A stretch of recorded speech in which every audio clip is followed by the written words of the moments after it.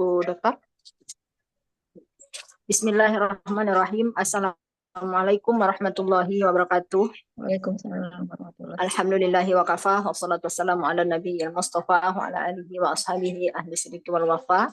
Alhamdulillah kita berbahagia bertemu kembali di webinar riset ya, webinar series Research and Writing, Academic Writing. Nah, terima kasih kami sampaikan kepada Ibu Doktor narasumber ya yang telah berkenan bersama kami memenuhi undangan dari komunitas Terus Menulis, dan juga kepada para partisipan yang selalu setia ya mengikuti sesi demi sesi di acara webinar ini. Hari ini sesi keempat bersama Sri Winner nih, MSI, dosen statistik Universitas Padjadjaran, akan membawakan tema analisis statistika untuk penelitian ilmiah kuantitatif. Demikian Ibu. Mohon koreksi jika salah ya. Ya. Tidak biasa ngomong-ngomong tentang riset ini. Ya, biasa ngomong tentang tahsin ya, tentang huruf azan. Boleh. Baru azan di Padang. Ya, nanti kita kalau bicara tentang makhorijul huruf, sifatul huruf baru sama Umi ya. Oh, iya, tapi kalau statistik sama langsung ya ke dokter, dan nanti izin Umi tidak aktif karena ada 2 acara di sini baru azan juga. Baik. Silakan.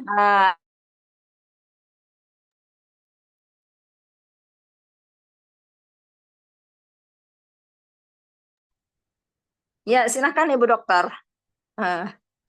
Tadi udah ngomong dipersilakan malah termute ya. Termute oleh operator ini sebenarnya. Baik. Assalamualaikum warahmatullahi wabarakatuh. Waalaikumsalam warahmatullahi.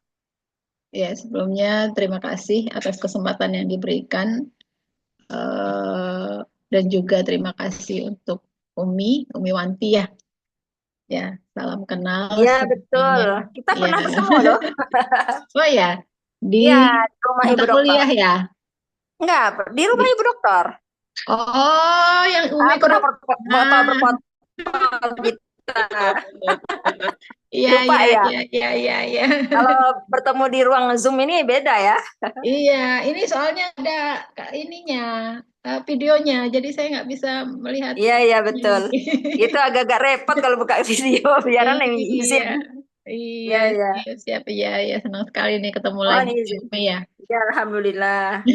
Luar biasa terus menulis membawa berkah insya Allah. Iya, amin ya. Baik, ya, terima kasih Bapak Ibu semua, Umi dan Pak Rohmat, serta Bapak Ibu yang ada di komunitas Terus Menulis terus ya. Senang sekali sebenarnya di kesempatan webinar ini kita sebenarnya sifatnya sharing aja ya, diskusi aja sebenarnya mah, karena sama saya juga masih belajar gitu ya, masih terus belajar. Jadi ini kita ngobrol sana, ada malam minggu kita mau ngobrolin yang serius riset juga gimana ya. Jadi kita ngobrol santai saja, kita diskusi, kemudian nanti mungkin saya sekitar ya 1 jam 1 jam setengah lah ya. Setelah itu kita lanjut untuk jika ada yang ingin diskusikan, nanti kita diskusikan bersama gitu ya. Baik, pada sesi ini saya minta untuk menyampaikan tentang analisis statistika untuk penelitian kuantitatif ya. Sebelumnya apakah screen share saya sudah terlihat? Sudah Ibu, jelas. Oh ya, baik. Masya Allah, luar biasa, bagus. Iya, ini saya menutupi enggak ya? Oke. Ya, baik. Malam ini kita akan berdiskusi ringan saja gitu sambil santai gitu ya Bapak Ibu. Yaitu tentang analisis statistika untuk penelitian kuantitatif gitu ya. Analisis statistika untuk penelitian kuantitatif. Nah, ini eh, kenapa kita mengaitkan statistika dengan penelitian kuantitatif, kemudian bagaimana perannya dan eh, analisis yang seperti apa saja yang di dalam penelitian kuantitatif ini nanti akan kita bahas. Nah, sebelumnya apa sih itu penelitian kuantitatif gitu ya? Kan kalau kemarin, sesi yang kemarin itu sudah dibahas penelitian yang kualitatif gitu ya, oleh Bapak siapa kemarin tehnya. Eh, ya itu sudah dibahas. Sekarang kita akan ke penelitian kuantitatif. Nah, di sini penelitian kuantitatif ini adalah metode penelitian yang menggunakan data numerik. Ya, jadi kata kuncinya itu penelitian kuantitatif itu menggunakan data numerik untuk menganalisis hubungan, pola, dan tren dalam suatu fenomena. Ya, nah jadi kalau eh, data ini data kuantitatif, maka data itu diperoleh dengan cara melakukan survei, eksperimen, atau observasi yang terstruktur, ya, yang kemudian dianalisis menggunakan teknik statistik. Seperti itu. Ini definisi dari penelitian kuantitatif. Nah, sekarang apa bedanya? Kalau kemarin sudah eh, dibahas untuk penelitian penelitian kualitatifnya, sekarang kita akan membandingkan gitu ya. Apa bedanya yang penelitian kemarin kualitatif dengan yang kuantitatif? Nah, kita lihat beberapa aspek di sini. Yang pertama, kita lihat dari aspek tujuannya. Dari tujuan itu penelitian kuantitatif ini dia tujuannya adalah untuk mengukur hubungan, ya, mengukur hubungan antar variabel, kemudian menguji hipotesis dan membuat prediksi. Jadi dia ada analisisnya, tujuannya untuk melakukan mengukur hubungan, kemudian menguji hipotesis dan membuat prediksi. Sedangkan kalau kualitatif itu dia tujuannya adalah memaknai makna, memahami makna, gitu ya, karena dia datanya kan data kualitatif ya. Jadi dia tidak terukur gitu. Karena dia tidak terukur, maka di sini tujuannya adalah memahami makna, pengalaman atau fenomena sosial. Seperti itu. Nah, contohnya misalkan untuk yang kualitatif, misalkan penelitian tentang studi pengaruh metode pembelajaran terhadap nilai ujian siswa misalkan. Jadi studi pengaruh gitu ya, ada pengaruh di situ. Nah, eh, di sini metode pembelajaran ini kan dia memang sifatnya kualitatif ya. Tapi yang dilihat adalah nilai ujiannya. Nilai ujian ini kan dia berupa nilai numerik gitu loh. Jadi di sini dilihat pengaruhnya, gitu ya. Sedangkan kalau kualitatif ini dia hanya sebatas misalkan eh, penelitian untuk studi pengalaman siswa dalam sistem pembelajaran daring. Jadi hanya pengalaman saja, tidak ada numerik di situ, gitu ya. Kemudian kita lihat dari aspek datanya. Dari datanya itu perbedaan kualitatif dan kuantitatif dan kualitatif. Kalau kuantitatif itu datanya numerik, seperti tadi kita sudah bahas, kemudian terukur dan objektif. Sedangkan kalau kualitatif dia deskriptif. Ya, deskriptif itu hanya bercerita saja, berbasis narasi. Jadi hanya bercerita saja tanpa ada data numerik. Misalkan survei jumlah jam belajar gitu ya. Itu untuk kualitatifnya, untuk kuantitatifnya, kemudian yang kualitatifnya dia tentang misalkan wawancara pengalaman belajar siswa gitu ya. Jadi hanya pengalaman saja. Tadi juga pengalaman gitu ya. Itu.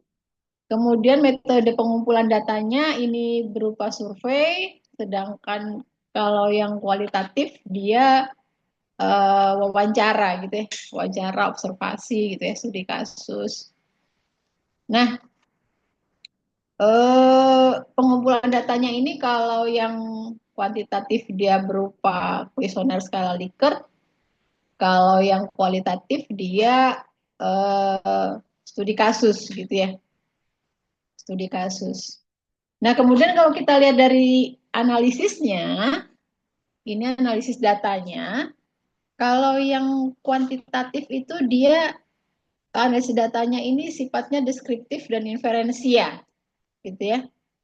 Sedangkan kalau di kualitatif itu dia interpretatif dan tematik, gitu. Jadi beda dari segi aspek analisis datanya, gitu ya.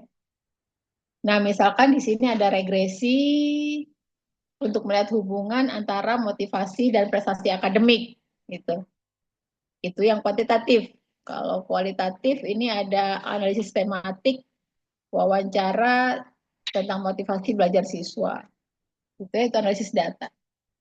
Dari segi hasil analisis ini karena dalam penelitian kuantitatif ini melibatkan populasi dan sampel, maka hasil analisisnya ini adalah berupa generalisasi. Generalisasi dari sampel ke populasi gitu ya. Itu nanti akan kita bahas. Kemudian kalau yang kualitatif ini pemahaman mendalam terhadap fenomena tertentu. Gitu ya. Contohnya misalkan prediksi tentang pengangguran, kemudian studi pengalaman individu gitu ya, untuk mencari pekerjaan gitu ya, itu hasilnya. Nah, kalau pendekatannya, ini perbedaan berikutnya, ini dari segi pendekatan ini kalau kuantitatif dia deduktif, kalau kualitatif dia induktif, gitu ya. Contohnya di sini studi tentang hubungan harga saham dan berita ekonomi gitu ya. Itu. Ini perbedaan antara kualitatif dengan kuantitatif. Nah, berikutnya kita akan lihat apa itu statistika. Ini kalau Bapak Ibu tidak keberatan kalau misalkan kita sifatnya dua arah, memungkinkan nggak ya? Atau satu arah saja nih? Karena kalau satu arah ini apa? Saya takutnya ini bisa di uh, apakah memungkinkan jika Bapak Ibu sambil kita dua arah? Kalau tidak nggak apa-apa. Bagaimana?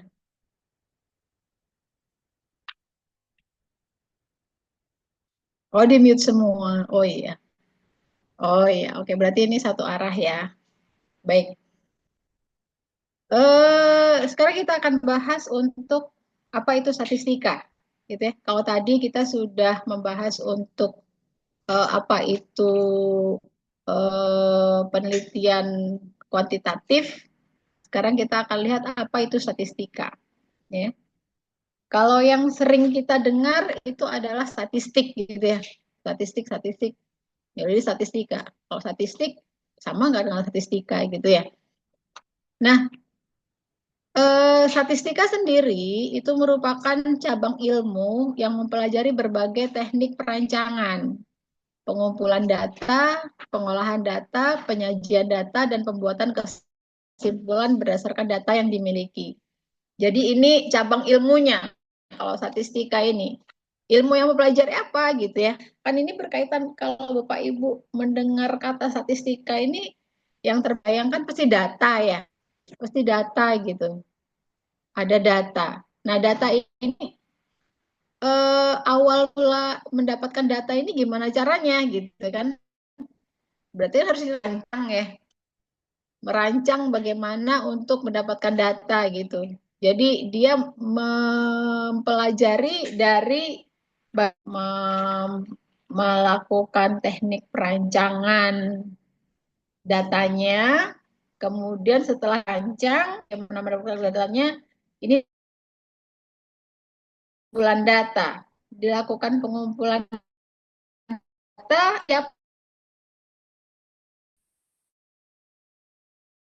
data telah sudah diolah akan disajikan gitu ya.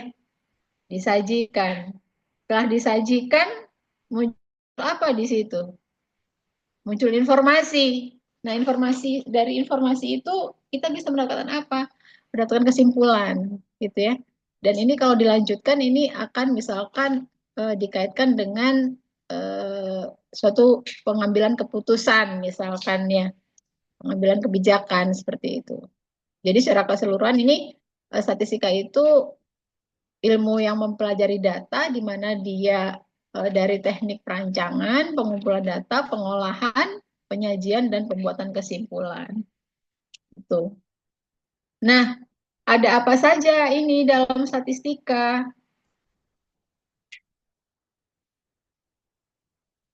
Nah, dalam statistika sendiri ini ada konsep namanya populasi dan sampel. Ya. Kalau Bapak Ibu mendengar statistika tadi selain ada terbayang di benak kita itu ada tentang data gitu ya. Kata yang lain yang terbayang itu biasanya adalah populasi gitu ya. Setelah data ada populasi. Nah, apa itu populasi gitu? Dalam penelitian kuantitatif pun kita selalu berkaitan dengan yang namanya populasi gitu ya. Jadi, kita akan konsep itu gitu ya. Karena populasi sendiri populasi ini didefinisikan sebagai eh, kumpulan elemen objek dari minat kajian kita. Seluruh elemen dari minat kajian kita gitu ya. Seluruh elemennya. Misalkan di sini kalau kita mengambil contohnya adalah pendugaan rata-rata tingkat apa ya, ini saya ketutupan ini sebentar. Tingkat literasi matematika siswa SMA di Kota Bandung. Contoh kasusnya. Pendugaan rata-rata tingkat literasi matematika siswa SMA di Kota Bandung. Kalau kasusnya seperti ini, penelitian kita adalah ini, jadi kita ingin melakukan penelitian untuk menduga rata-rata tingkat literasi matematika siswa SMA di Kota Bandung. Bapak Ibu bisa bayangkan kalau mau melakukan penelitian ini, berarti kira-kira apa yang menjadi populasi kita? Apa definisi populasi di sini? Gitu ya. Itu yang pertama harus kita pikirkan. Ya. Ini tujuannya sudah didapatkan. Tujuannya ingin menduga rata-rata tingkat literasi matematika siswa SMA di Kota Bandung. Itu tujuannya. Nah sekarang populasinya mana? Populasinya apa kalau di kasus ini? Populasi itu tadi didefinisikan sebagai kumpulan semua objek yang menjadi minat kajian. Berarti apa ya kira-kira populasinya? Gitu. Nah, populasinya di sini adalah seluruh siswa SMA di Kota Bandung, gitu ya. Seluruh SMA di Kota Bandung, seluruh siswa SMA di Kota Bandung. Ada berapa banyak itu kira-kira siswa SMA di Kota Bandung? Tahu banyak ya, banyak. Nah, datanya kita punya nggak gitu? Ya, kalau ini sih pasti punya gitu ya. Pasti adalah datanya gitu ya.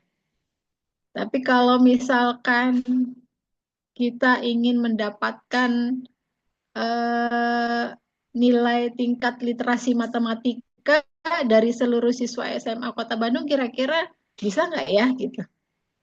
Seluruhnya loh ya, seluruhnya. Bisa, bisa, sebenarnya bisa.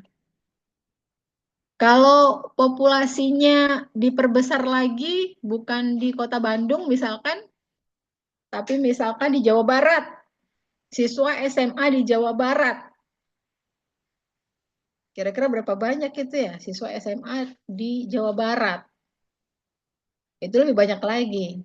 Kalau diperluas lagi, satu Indonesia misalkan, ada berapa banyak siswa SMA di seluruh Indonesia misalkan. Ini pasti akan banyak sekali gitu.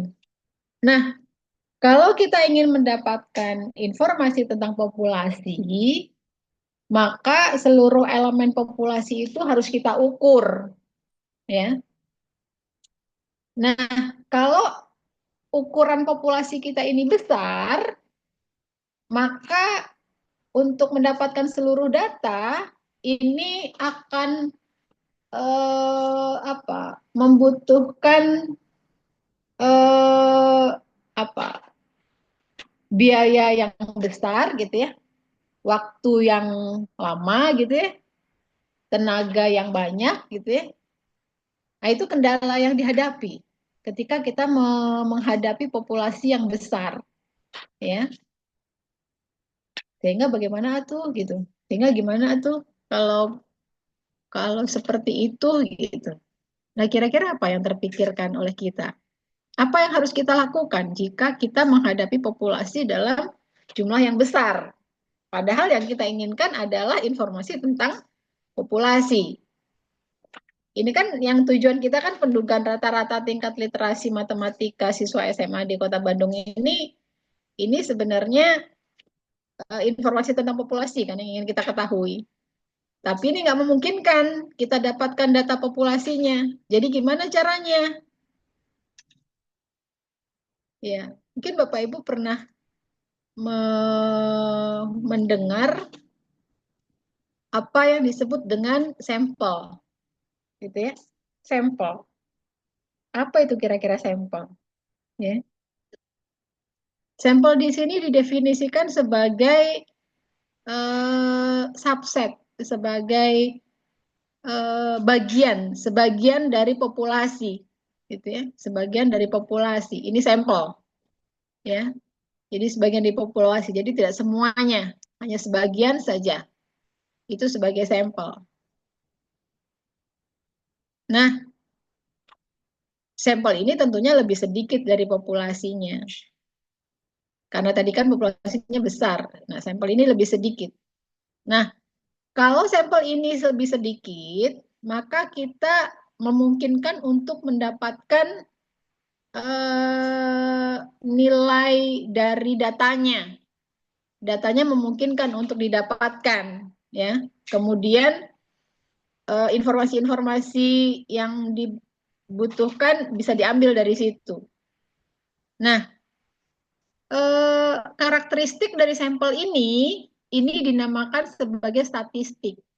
Ya, ukuran-ukuran yang didapatkan dari sampel itu namanya statistik. Makanya tadi kenapa apa bedanya statistik dengan statistika itu seperti itu. Kalau statistika itu ilmunya, kalau statistik itu karakter dari sampelnya, gitu ya. Nah, nilai statistik ini, karakteristik dari sampel ini bisa kita dapatkan dari mengukur sampel, ya.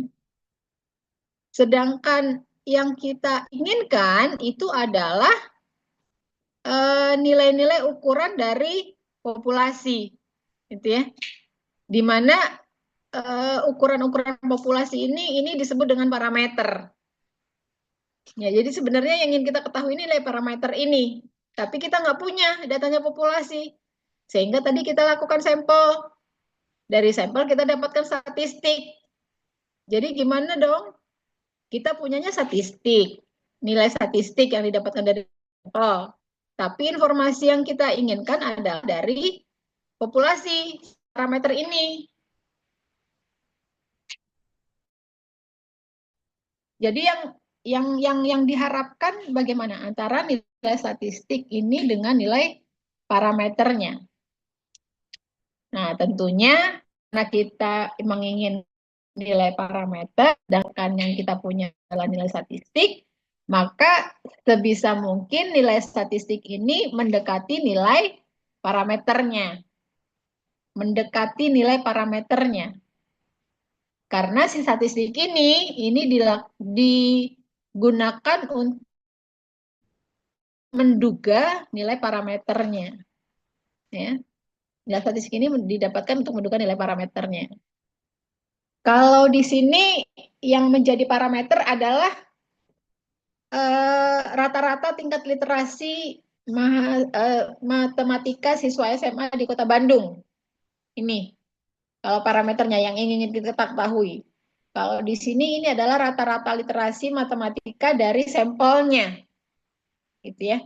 Sehingga dari sampel ini digunakan untuk menduga nilai dari populasinya.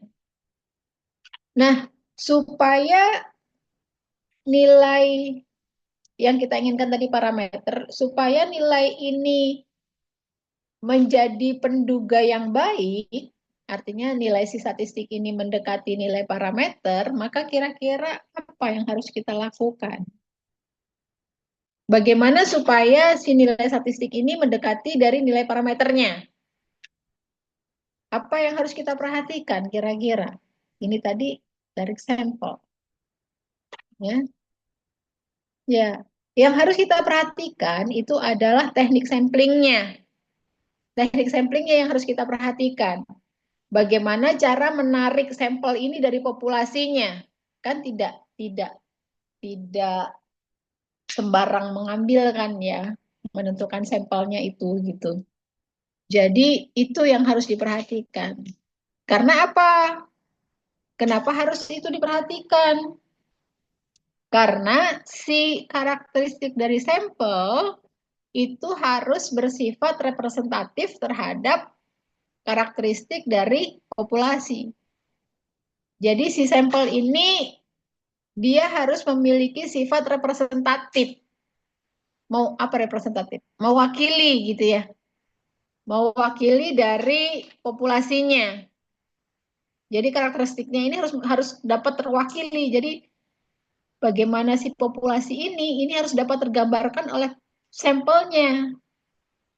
Kalau dia sudah tergambarkan, maka hasil pengukuran yang ada di sampel ini akan dapat menggambarkan hasil pengukuran dari populasi yang besar ini gitu. Itu kenapa si sampel itu dia harus bersifat representatif. Harus mewakili. Nah, bagaimana supaya dia dapat bersifat mewakili? Maka harus dilakukan teknik sampling yang tepat. Ya, gitu. Nah, sekarang bagaimana teknik samplingnya? Nah, itu nanti ada cerita lagi kalau itu ya. Nanti mudah-mudahan kapan bisa kita bahas khusus untuk teknik sampling. Kemudian ada lagi yang menjadi masalah, yang sering menjadi masalah dalam kita melakukan penelitian, dalam mengambil sampel, yaitu apa? Seberapa besar sampel yang harus kita ambil? Itu sering menjadi pertanyaan, gitu ya. Harus berapa sih ngambil sampel gitu kan supaya dia representatif gitu. Nah, itu pun juga menjadi satu bahasan tersendiri gitu ya. Itu. Nah, eh ya sebenarnya ada saya suka suka kalau waktunya panjang sebenarnya saya suka suka mengilustrasikan atau menganalogkan dengan suatu cerita gitu ya. Tapi ini karena kita bahasannya cukup banyak dan waktunya singkat, maka nanti mudah-mudahan lah di kesempatan yang lainnya. Oke, itu tadi konsep populasi dan sampel. Jadi si sampel ini harus representatif. Nah, selanjutnya tadi kita sudah membahas untuk penelitian kuantitatif, kemudian membahas apa itu statistika gitu ya. Nah, sekarang sebenarnya apa sih hubungannya antara analisis statistika dengan penelitian kuantitatif gitu ya? Apa sih perannya gitu? Si si analisis statistika ini gitu ya. Nah, analisis statistika ini dalam penelitian kuantitatif ini eh, dia membantu dalam pengolahan dan interpretasi data. Jadi membantu pengolahan dan interpretasi data. Kemudian pengujian hipotesis gitu ya. Jadi seputar ini ya, analisis statistika itu. Dari pengolahan dan interpretasi data, kemudian statistika itu memfasilitasi pengujian hipotesis gitu ya. Kemudian eh, analisis statistika ini menggunakan teknik estimasi dan prediksi gitu ya. Kemudian generalisasi temuan, kemudian pengambilan keputusan gitu ya. Nah, ini peran dari analisis statistika. Sehingga kenapa analisis statistika itu erat sekali hubungannya dengan penelitian kuantitatif gitu ya. Karena si penelitian kuantitatif itu dia berkaitan erat dengan data numerik, dengan data gitu ya. Dan bagaimana data itu bisa berbunyi, itu dia harus dianalisis. Analisisnya pakai apa? Pakai analisis statistika gitu ya. Gitu. Nah, sebelum melakukan analisis, terlebih dahulu yang harus kita uh, kenali, harus kita pahami itu adalah jenis datanya. Jenis datanya apa? Jadi kalau kita punya data yang harus kita kenali terlebih dahulu ini adalah jenis data kita ini jenisnya apa, gitu ya. Nah, jenis data ini pada dasarnya ada dua. Ini kalau data ini kalau dalam statistika ini sering disebut sebagai variabel gitu ya. Ini eh, ada dua jenis data, yaitu data kategorik dan data numerik. Bapak Ibu juga pasti sudah sering mendengar gitu ya. Variabel kategorik dan variabel numerik. Kemudian, nah apa bedanya kategorik dengan numerik? Ya. Kalau kategorik itu dia hasil dari pengamatan, ya, hasil dari pengamatan kategorik. Kalau numerik itu hasil dari pengukuran. Nah, yang kuantitatif itu yang numerik, ya, hasil dari pengukuran. Kalau yang kategorik itu yang kualitatif. Nah, yang kategorik ini, nah kenapa kita harus mengenali jenis data yang kita miliki? Itu karena beda jenis datanya, maka analisis statistikanya juga akan berbeda. Gitu. Sehingga kita harus mengenali dulu ini jenis datanya apa, sehingga nanti analisis statistikanya apa. Gitu.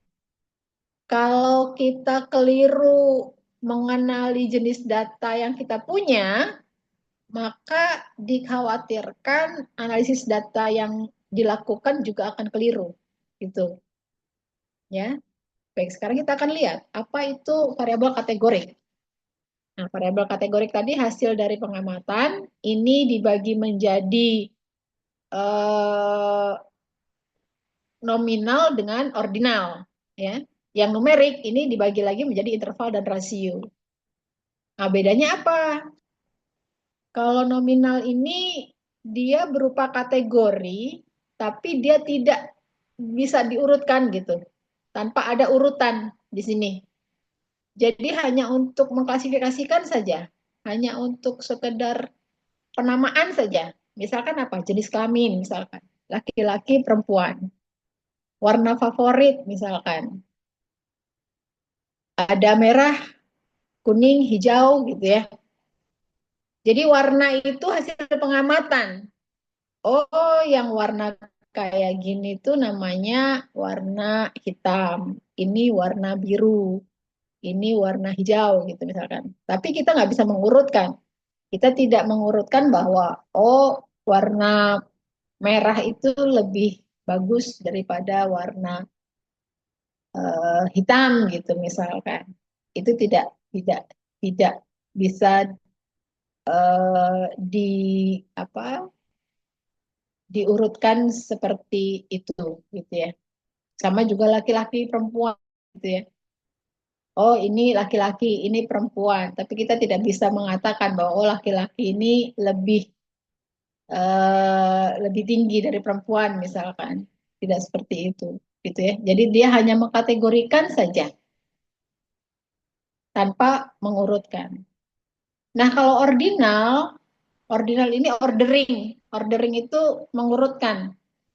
Jadi dia data kategorik yang dia memiliki urutan. Misalkan apa? Tingkat pendidikan misalkan SD, SMP, SMA, perguruan tinggi. Itu kategori kan? Kategori tapi dia bisa diurutkan gitu. SD, SMP, SMA, perguruan tinggi gitu.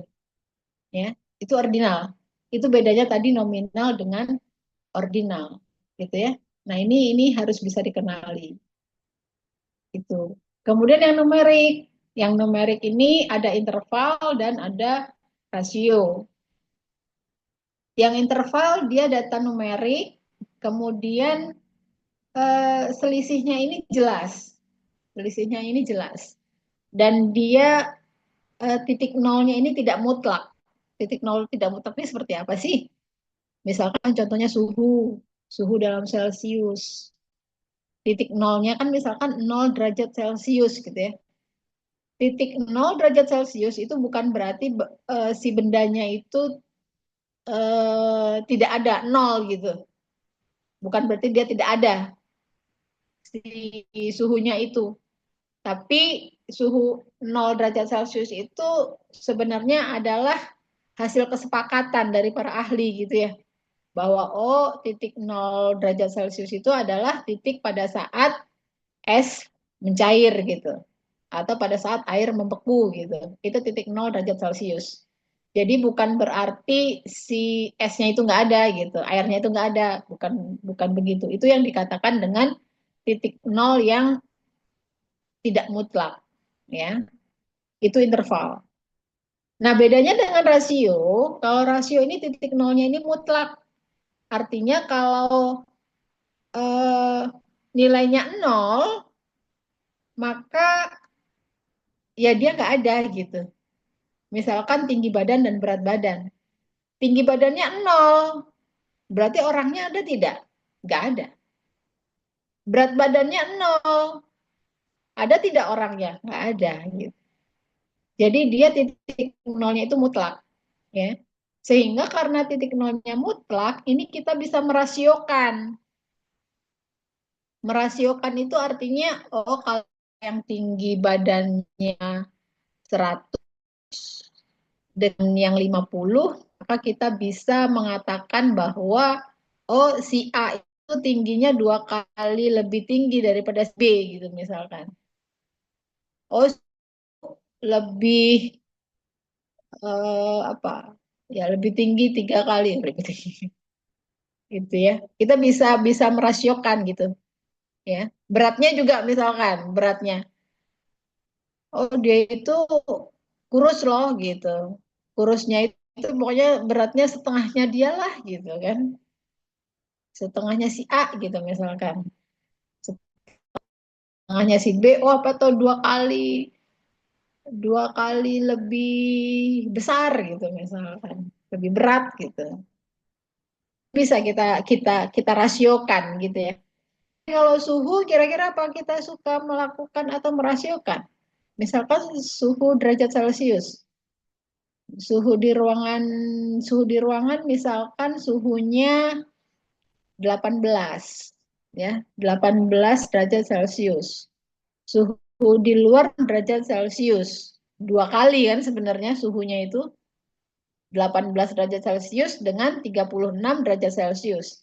Tapi apakah kita suka mengatakan bahwa oh suhu di luar itu panasnya dua kali lebih panas daripada suhu di dalam?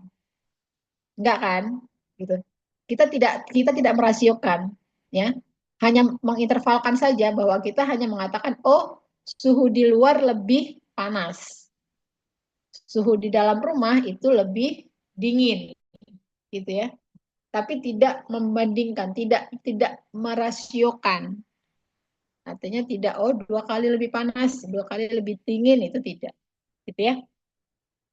Nah ini cara kita untuk mengenali data kita, ya, yang nanti akan mempengaruhi alat analisis statistika apa yang bisa kita lakukan, gitu, ya. Baik, ini jenis datanya. Selanjutnya adalah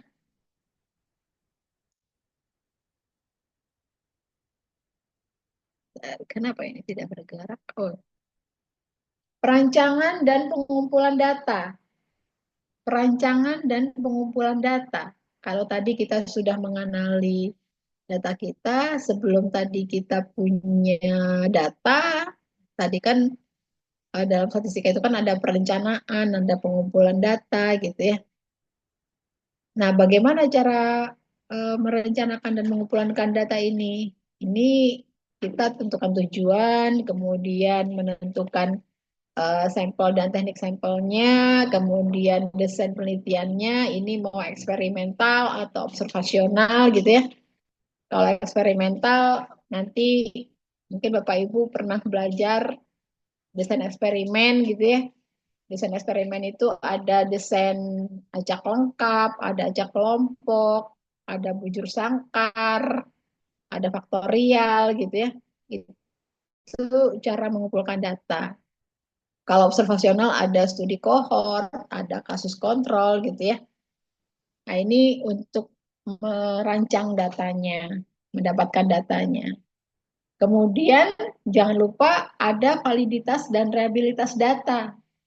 Jadi sebelum data yang sesungguhnya itu kita dapatkan atau kita gunakan, itu sebaiknya kita melakukan. Jadi kalau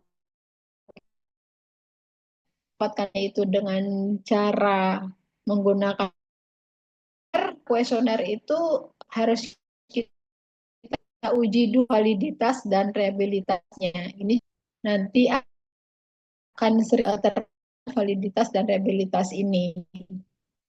Karena apa? Kenapa kita perlu menguji validitas dan reliabilitas gitu ya?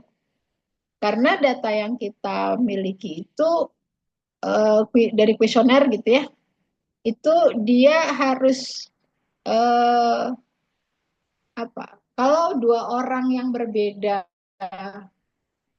diberikan pertanyaan yang sama pada waktu yang berbeda, seharusnya dia memberikan jawaban yang sama, gitu ya. Itu namanya reliable. Artinya pertanyaan yang sama diberikan kepada orang yang sama, tapi pada waktu yang berbeda. Artinya sekarang ditanya, nanti berapa hari kemudian ditanya, maka jawabannya harus sama gitu loh. Karena pertanyaannya sama dan orangnya sama. Kalau jawabannya berbeda, maka dia tidak reliable. Itu. Artinya berarti kuesioner kita itu eh, perlu diperbaiki gitu ya. Supaya dia memberikan jawaban yang sama. Mungkin bisa jadi cara merumuskan pertanyaannya atau penyusunan penyusunan urutan pertanyaannya itu bisa menyebabkan atau mempengaruhi validitas dan reliabilitas data ini, gitu ya. Itu perencanaan dan pengumpulan data. Nah, setelah kita punya data, kita akan menganalisis nih, ya. Ini saya nggak membuat yang overview-nya secara keseluruhannya. Analisis statistika itu pada dasarnya ada dua jenis analisis, yaitu analisis data deskriptif dan analisis data inferensia. Bapak Ibu pasti sudah mengenal itu, ya. Deskriptif dan inferensia. Apa sih bedanya, gitu ya? Deskriptif, deskripsi itu apa? Menjelaskan, menjelaskan. Jadi analisis data deskriptif ini dia sifatnya adalah menjelaskan gitu, menjelaskan, hanya menjelaskan saja. Menjelaskannya menggunakan apa? Dia bisa menggunakan ukuran pemusatan, yaitu rata-rata. Itu adalah rata-rata. Ibu pasti sudah familiar sekali dengan rata-rata, median, modus gitu ya. Walaupun mungkin sudah lupa lah apa itu median, modus gitu ya, varian gitu ya, standar deviasi. Ini pasti sudah inilah ya, sudah lupa gitu ya. Ukuran pemusatan, ukuran penyebaran, ya tadi varian, standar deviasi gitu ya. Kemudian ada visualisasi data. Jadi deskriptif itu selain dia menggunakan nilai-nilai ukuran itu tadi, ada rata-rata, standar deviasi, itu kita bisa mendeskripsikannya, bisa menjelaskannya dalam bentuk visualisasi data. Visualisasi datanya menggunakan apa? Menggunakan plot, misalkan ya, scatter plot gitu ya, box plot, histogram gitu, atau diagram pie, nanti kita lihat. Kemudian selain visualisasi data, kita juga menggunakan tabel dan grafik. Nah, ini Bapak Ibu nanti dalam penelitian ini pasti akan berkaitan dengan tabel dan grafik, ya. Nah, ini cara membuat tabel dan grafik pun nanti apa akan ada apa ya? Akan ada caranya gitu ya. Jadi bagaimana membuat tabel dan grafik ini supaya dia memberikan informasi yang bisa dipahami oleh pembaca gitu misalkan ya, atau bagaimana dia supaya ringkas gitu ya, tidak semua nilai itu dituliskan gitu misalkan. Grafik pun seperti itu. Grafik pun ada beberapa macam grafik dan nanti ini akan berkaitan dengan jenis datanya. Beda di jenis data maka grafiknya pun akan berbeda gitu ya. Kita lihat berikutnya. Ini visualisasi datanya dengan grafik. Ini beberapa pasti Bapak Ibu sudah sangat mengenal gitu ya. Yang pertama misalkan diagram plot di sini ya, diagram batang, kemudian diagram roti ini ya, namanya diagram roti.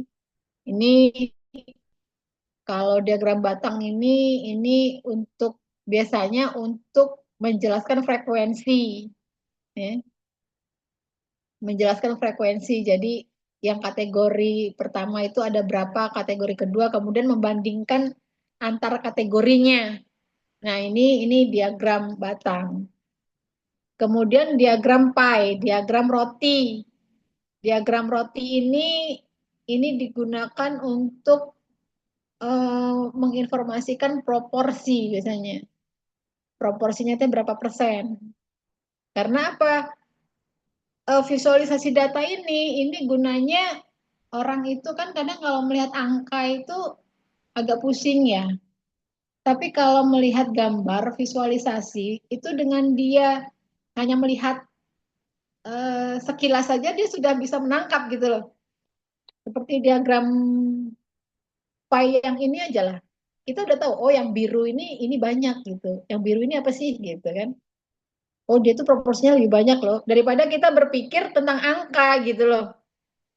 Daripada yang kita munculkan adalah angka, dia butuh untuk mengolah lagi di dalam pikirannya itu, oh ini yang besar mana sih gitu. Ketimbang dia hanya melihat dari visualisasi data seperti ini. Jadi itu gunanya kenapa kita perlu untuk melakukan visualisasi data. Kemudian ini ada scatter plot. Ini biasanya untuk melihat hubungan, ya, hubungan antara variabel dependent dan variabel independent, variabel bebas dan variabel terikat. Nanti kita bahas. Kemudian box plot. Ini mungkin tidak terlalu familiar Bapak Ibu ya. Box plot ini kalau yang tidak statistik banget biasanya tidak menggunakan box plot ini gitu ya. Walaupun ini sebenarnya akan informatif untuk membandingkan dia sebaran datanya. Nanti kita bisa lihat, oh ada pencilan nggak sih gitu. Ada nilai outlier nggak sih gitu dari box plot ini. Oke, itu visualisasi datanya. Nah, sekarang tadi analisis statistika deskriptif. Sekarang inferensi ya. Nah, untuk inferensi ya, ini erat sekali kaitannya dengan uji hipotesis. Nah, apalagi lah uji hipotesis itu ya. Udah pusing lah gitu ya. Pikir apalah itu hipotesis. Tapi ini mau nggak mau ketika kita melakukan penelitian kuantitatif, maka hipotesis ini harus kita rumuskan gitu. Karena apa? Penelitian kita itu kan akan membuktikan hipotesis ini gitu.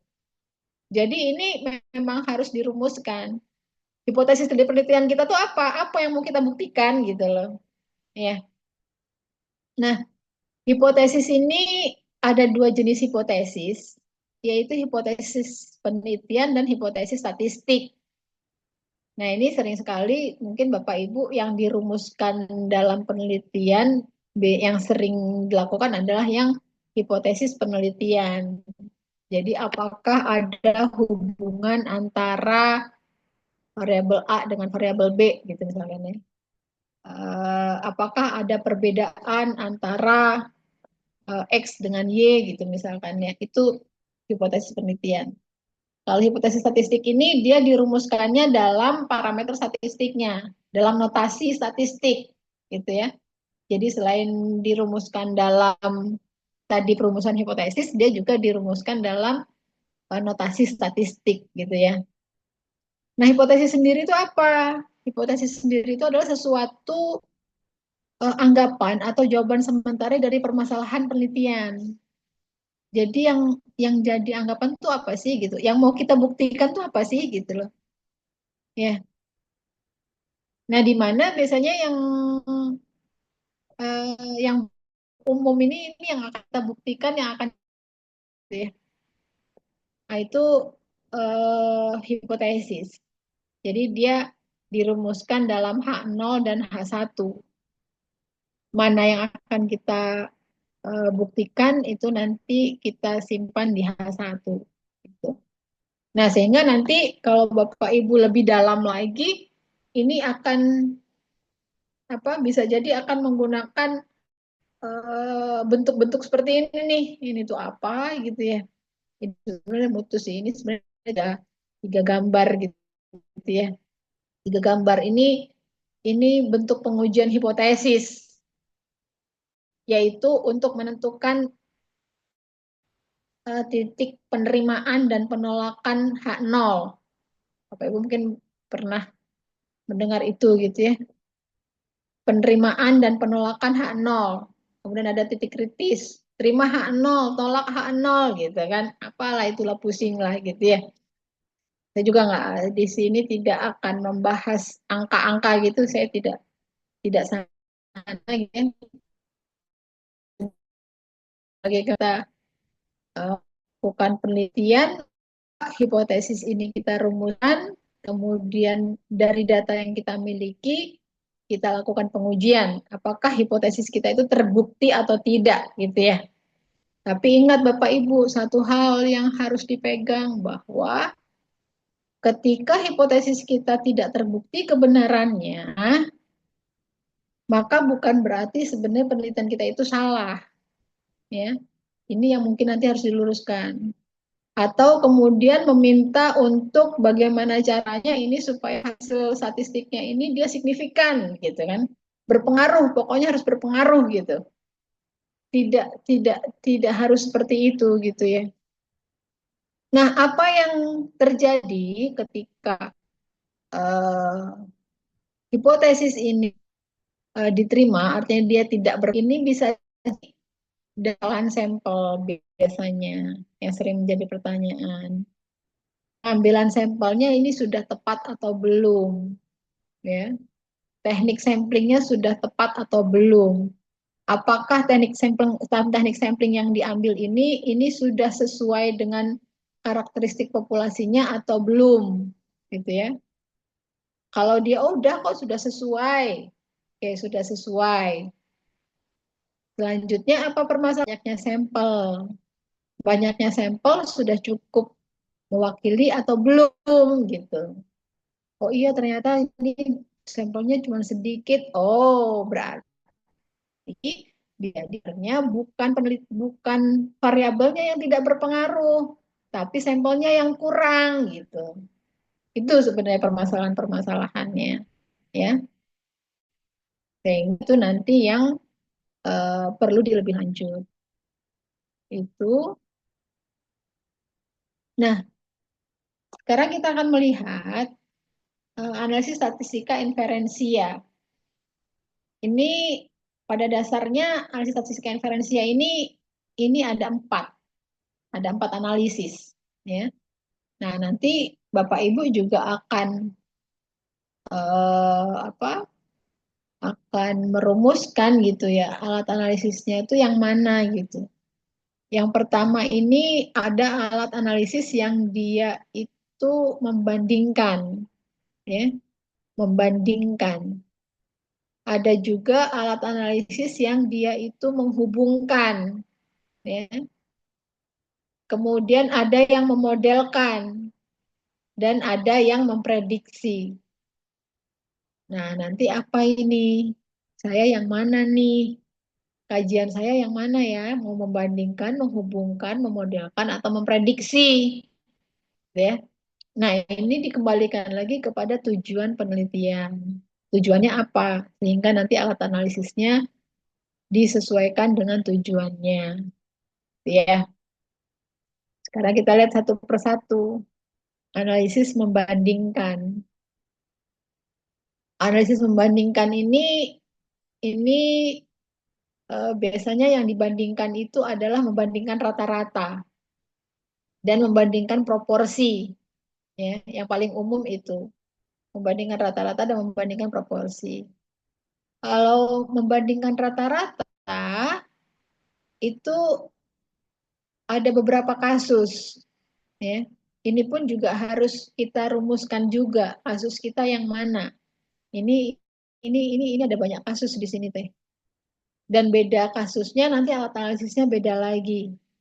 Sehingga yang perlu kita rumuskan adalah tujuan penelitian kita ada di mana, ya. Kondisi penelitian kita tuh ada di mana sehingga nanti kita bisa mengambil uh, alat uji yang tepat gitu ya.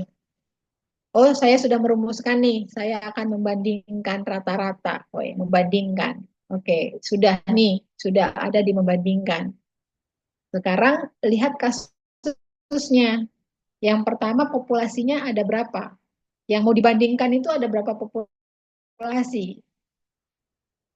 Kalau dia membandingkannya itu adalah nilai satu populasi itu dengan nilai tertentu, ya, rata-rata populasi itu dengan nilai tertentu, maka itu kasusnya adalah kasus satu populasi, ya.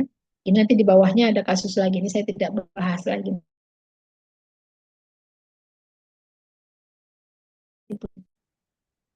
Kemudian kita bandingkan, kita tidak membandingkan nilai satu populasi dengan nilai tertentu, tapi saya tuh mau membandingkan rata-rata eh, rata-rata metode A dengan rata-rata metode B gitu misalkan. Oh berarti itu dua populasi gitu ya. Kalau dua populasi berarti dia adalah di sini dua populasi. Nah, kalau dua populasi di sini pun akan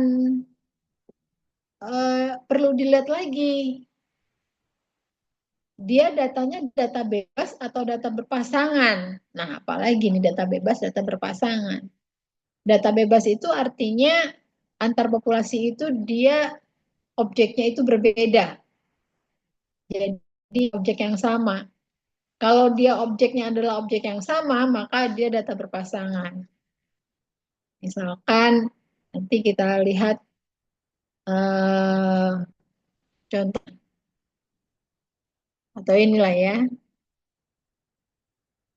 Misalkan di sini mau membandingkan sebelum dengan sesudah.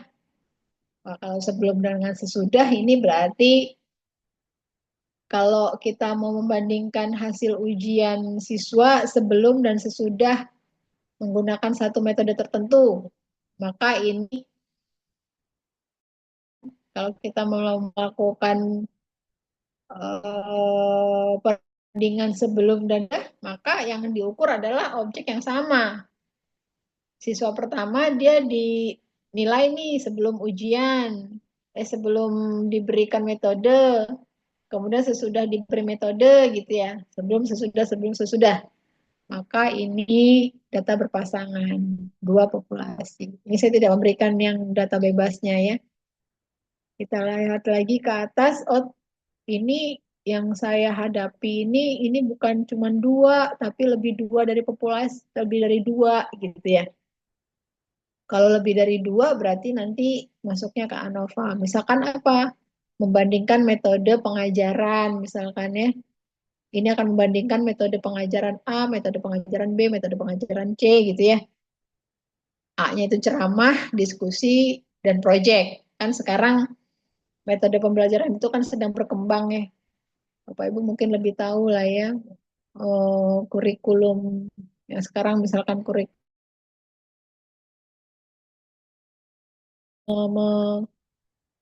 membuat kalau di perkuliahan itu OBE gitu ya. Eh, teknik apa namanya? Teknik pembelajarannya pun yang terpusat pada mahasiswa gitu ya. Nah, ini sehingga metode pengajaran ini pun juga menjadi permasalahan gitu. Jadi metode pembelajaran seperti apa gitu ya yang cocok eh untuk OBE gitu misalkan ya, ceramah, diskusi, proyek. Nah, ini nanti gimana ngujinya? Kalau lebih dari dua populasi, makanya nanti menggunakan ANOVA gitu ya. Itu membandingkan. Nah, tadi setelah membandingkan ada apa lagi? Ada menghubungkan. Ya, analisis hubungan. Analisis hubungan ini tuh mengaitkan antara satu variabel dengan variabel lain gitu ya. Nah, ketika kita, oh iya, analisisnya yang akan dilakukan analisis bukan analisis membandingkan, tapi menghubungkan misalkan. Enggak, saya mah tidak membandingkan, tapi menghubungkan gitu kan. Oke, menghubungkan. Nah, ketika kita sudah, oh iya, menghubungkan gitu ya. Maka yang harus dilihat lagi adalah hubungan yang akan dianalisis di sini ini sifatnya yang hubungan biasa saja atau yang hubungan sebab akibat, ya. Ada hubungan kausal tidak di situ? Ya. Ada hubungan sebab akibat tidak? Kalau tidak ada hubungan sebab akibat, maka analisis yang dilakukan adalah analisis korelasi dan asosiasi. Ini sering dilakukan di apa? Di penelitian-penelitian dalam bidang pendidikan nih. Korelasi dan asosiasi. Jadi asosiasi ini menghubungkan, tapi dia datanya data apa tadi? Data nominal, gitu ya. Data nominal, misalkan nanti kita lihat contohnya. Ada nanti kita lihat. Atau korelasi. Kalau korelasi ini dia dia ada nilainya, datanya numerik. Jadi dia menghubungkan atau menghubungkan variabel yang sifatnya numerik, gitu ya. Kalau asosiasi itu yang sifatnya nominal. Kayak ini nominal dengan nominal. Nanti ujinya dia ke G square, G kuadrat, gitu ya. Nah, ini yang tidak ada hubungan kausal. Tapi kalau dia ada hubungan kausal, maka analisisnya adalah analisis regresi. Nah, nanti peubahnya ada berapa variabelnya? Ada satu atau lebih dari satu. Kalau satu berarti regresi linear sederhana. Kalau tidak berarti dia berganda. Gitu ya. Ini analisis hubungan. Korelasi pun sama. Ini tadi balik lagi. Ada korelasi Pearson, ada korelasi Spearman untuk numerik dan ordinal. Gitu ya. Itu untuk menghubungkan. Kita lihat lagi seperti apa. Apa itu korelasi? Jadi dia hubungan antara dua variabel, tapi dia tidak harus kausal, ya, tidak harus sebab akibat. Artinya apa? Sebab akibat itu satu variabel mempengaruhi variabel yang lain gitu loh. Tidak ada hubungan seperti itu. Maka dia kekorelasi. Nah, ada dua jenis korelasi, yaitu korelasi Pearson dan Spearman. Pearson itu untuk numerik, kalau Spearman itu untuk ordinal, yang jenis data tadi itu. Makanya kenapa di awal itu kita harus mengenali data kita ini data jenis apa. Karena nanti beda jenisnya, maka analisisnya juga beda. Kalau datanya numerik, kalau kita mau melakukan analisis hubungan dengan korelasi, maka korelasinya adalah korelasi Pearson. Tapi kalau datanya data ordinal, maka korelasinya adalah Spearman. Ya. Nah, nanti bentuknya seperti ini. Ini korelasi. Ya. Korelasi itu nilainya antara -1 sampai 1. Kalau 1 itu artinya korelasi positif. Ya, ini ada variabel X, ada variabel Y, misalkan korelasi positif. Korelasi positif itu yang seperti apa? Positif itu sebenarnya berbanding lurus. Berbanding lurus itu adalah kalau X-nya naik, Y-nya naik. Gitu. Itu korelasi positif. Kalau korelasi negatif itu berbanding terbalik. X-nya naik, Y-nya turun. Gitu ya. X-nya naik, Y-nya turun. Ini korelasi negatif. Kalau tidak ada korelasi atau korelasi lemah, ini dia tidak ada hubungan, ya. Mau X-nya berapapun ya Y-nya tetap segitu gitu misalnya. Atau di sini acak-acak gitu, ya. Jadi tidak ada apa kalau X-nya mau naik mau turun ya Y-nya ya ya gitu gitu ya. Dia terpencar gitu. Ini korelasi, gitu ya.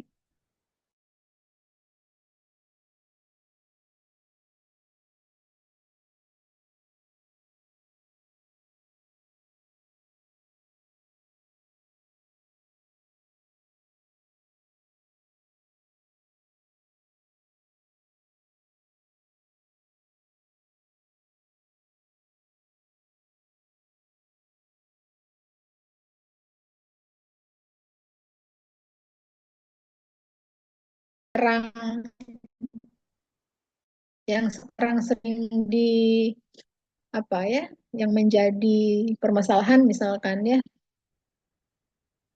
di sini penelitiannya tentang hubungan antara penggunaan media sosial dan kesejahteraan psikologis remaja di era digital. Ini penelitian yang sangat menarik kalau Bapak Ibu tertarik dengan permasalahan ini ya, karena memang di apa ya, Gen Z gitu ya katanya. Gen Z ini relatif, katakan ini kan dia generasi strawberry atau apa gitu ya, sehingga dia banyak yang labil gitu, banyak yang labil dari segi psikologisnya ini, banyak yang labil, banyak yang nggak jelas gitu ya. Nah, ini apakah ada hubungannya dengan penggunaan media sosial atau tidak gitu. Gadgetnya ini apakah semakin lama dia semakin banyak dia bermain gadget, bermain media sosial, apakah psikologisnya ini semakin tidak baik gitu. Apakah ada seperti itu gitu ya. Nah, ini yang akan kita teliti misalkan topik penelitiannya. Hubungan antara penggunaan media sosial dan kesejahteraan psikologi remaja di era digital. Ini baik dari anak SD sampai perkuliahan pun permasalahannya ini gitu ya. Nah, nanti variabelnya apa? Variabelnya itu kalau di regresi itu ada X, ada Y. X ini variabel bebas, variabel yang mempengaruhi. Kalau Y ini variabel yang dipengaruhi. Ya. Nah, X-nya ini yang mempengaruhi apa? Durasi penggunaan media sosial dalam jam per hari. Berapa jam dia main media sosial dalam sehari. Ya. Y-nya kesejahteraan psikologis. Ini diukur berdasarkan itu ya. Ini melalui pertanyaan-pertanyaan apa ini? Web BS ini dia diukur melalui pertanyaan-pertanyaan yang berkaitan dengan psikologis gitu. Apakah kamu merasa apa ya? Saya lupa berapa apakah kamu merasa bahagia atau kamu merasa terancam, apakah kamu merasa ingin mengakhiri hidup gitu ya. Nah, itu nanti diukur dalam skala Likert ya. Dalam skala Likert ini misalkan 1 sampai 5. Nah, nanti kita akan lihat apakah memang benar kalau bermain media sosial ini semakin banyak main media sosial, maka kesejahteraan psikologisnya makin rendah misalnya. Nah, ini bisa menjadi topik penelitian yang menarik. Gitu ya. Ini dilakukan dengan analisis regresi. Gitu ya. Nah, misalkan juga ada hubungan antara aktivitas fisik dan kualitas hidup pada lansia di masa pensiun. Nah, ini juga menarik nih. Aktivitas fisik dan kualitas hidup pada lansia. Apakah yang sudah memasuki masa pensiun ini kalau diam di rumah aja maka kualitas hidupnya akan rendah, atau yang memiliki aktivitas fisik yang banyak dia kualitas hidupnya akan baik gitu ya. Misalkan dia rutin di sini X-nya ini tingkat aktivitas fisik dalam jam per minggu, kemudian Y-nya ini kualitas hidup, ini pun diukur dengan pertanyaan-pertanyaan apakah Anda merasa bahagia gitu, apakah Anda apa ya merasa puas dengan hidup Anda gitu. Itu mengukur kualitas hidup. Nah, ini baik kalau udah apalagi kalau lansia itu kan dia ada penelitian yang mengatakan bahwa paling tidak dia uh,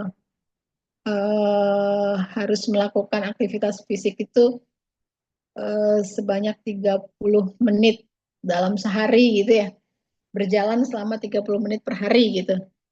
Supaya dia mendapatkan kualitas hidup yang baik gitu. Itu. Nah, eh, ini juga menggunakan analisis regresi gitu. Yaitu dengan melihat aktivitas fisik dengan kualitas hidup gitu ya. Nah, ini beberapa contoh sebenarnya saya punya, tapi ini nanti kita lihat di akhir saja. Ini analisis regresi.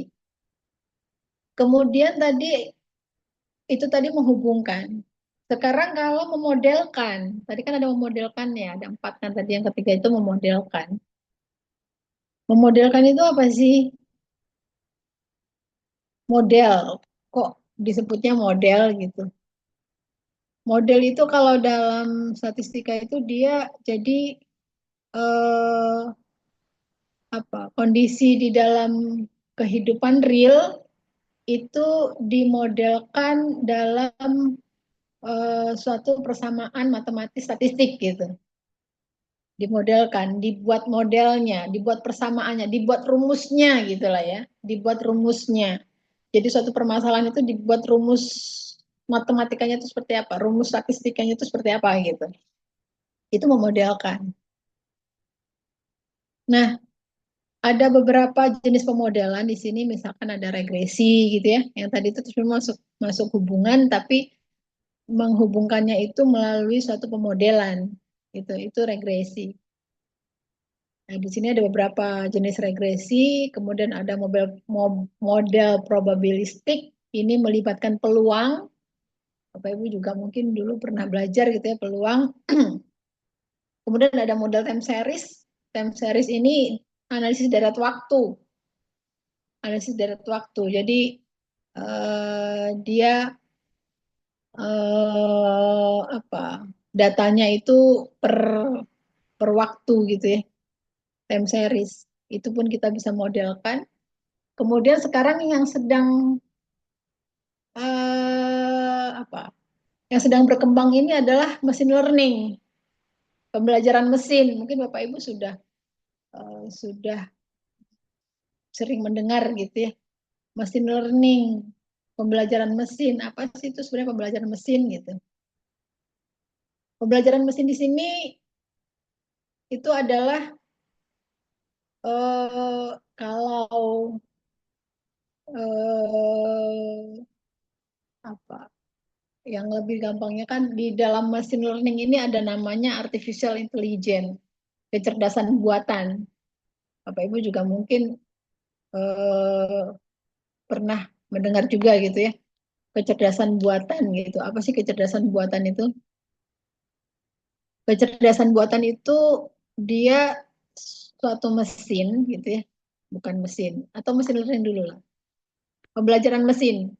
Pembelajaran mesin ini dia adalah suatu teknik pemodelan di mana dia itu memodelkan dengan cara melihat pola dari data dengan cara dia belajar dari contoh-contoh yang diberikan gitu. Jadi berbeda dengan pemodelan klasik yang dia menggunakan algoritma. Kan kalau kalau apa ya? Kalau kita ingin mengenali wajah seseorang, ya, ini kalau dikaitkan dengan artificial intelligence, kecerdasan buatan itu dia mesin atau algoritma yang dia memiliki kecerdasan menyerupai manusia. Bedanya gimana? Misalkan kita mengenali wajah seseorang. Kalau Bapak Ibu mengenali wajah seseorang, kira-kira caranya gimana? Melihat wajahnya terus, oh tahu ini si A gitu. Nah, ini kita di dalam pikiran kita itu kan itu diolah ya. Ketika kita melihat wajah seseorang, mengenali wajah seseorang, kita lihat langsung kan dia diolah dalam pikiran kita. Oh, ini kan di dalam otak itu kan ada neuron-neuron gitu ya. Nah, itu tuh oh ini tuh si A gitu misalkan ya. Oh, ini tuh Umi gitu misalkan. Nah, itu kita punya kecerdasan sendiri gitu, kecerdasan manusia di mana dia bisa mengenali wajah seseorang itu dengan kecerdasannya gitu ya. Tapi kalau program, kalau komputer mengenali wajah kan nggak bisa seperti manusia. Caranya gimana?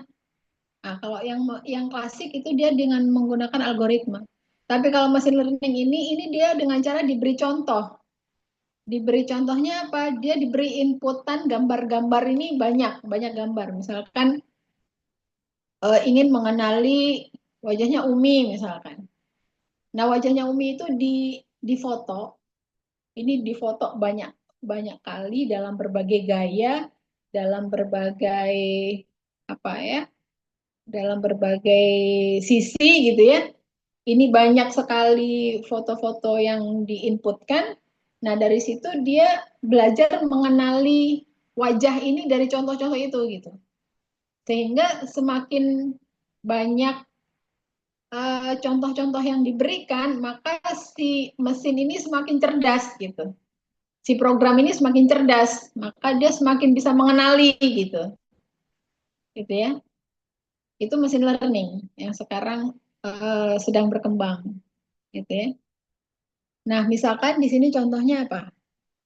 Ini pendeteksian penyakit dalam citra medis pakai CT scan atau X-ray. Yang kemarin COVID itu ini menjadi bahan pemodelan mesin learning yang berkembang gitu ya. Bagaimana kita bisa mengenali oh ini ada COVID atau tidak gitu. Kalau secara manual ini mungkin dideteksinya ketika sudah ada hasil X-ray ini misalkan oleh dokter gitu ya. Dokter yang mengenali gitu. Oh ini COVID, oh ini bukan gitu. Nah, dalam machine learning ini akan bisa dimodelkan. Dia menggunakan pemodelan kalau ininya banyak yang harus dikenali ini banyak, dia dokter juga tidak memungkinkan gitu ya. Sehingga kita butuh bantuan dari mesin untuk mengenali oh ini COVID atau tidak gitu ya. Supaya lebih valid. Jadi caranya gimana? Diberi contoh hasil rongsen dari paru-paru yang terkena COVID ini dia diberi contoh-contoh, diberi inputan yang banyak tentang si paru-paru ini yang terkena COVID ini. Kemudian si mesin ini dia belajar mengenali pola. Oh, kalau paru-paru yang terkena COVID itu polanya seperti ini, gitu. Sehingga apa? Ketika nanti diberi inputan eh, hasil rongsen yang lain, gitu ya, yang tidak menjadi contoh tadi, si mesin ini dia bisa mengenali gitu loh. Mengenali data yang baru tadi itu, oh ini COVID, oh ini bukan gitu. Nah, itu machine learning gitu ya, yang menggunakan kecerdasan buatan ya. Itu dalam mendeteksi penyakit citra medis. Kemudian machine learning ini juga berkembang juga dalam analisis sentimen. Apa analisis sentimen? Kalau Bapak Ibu suka, kan sekarang mainnya media sosial ya.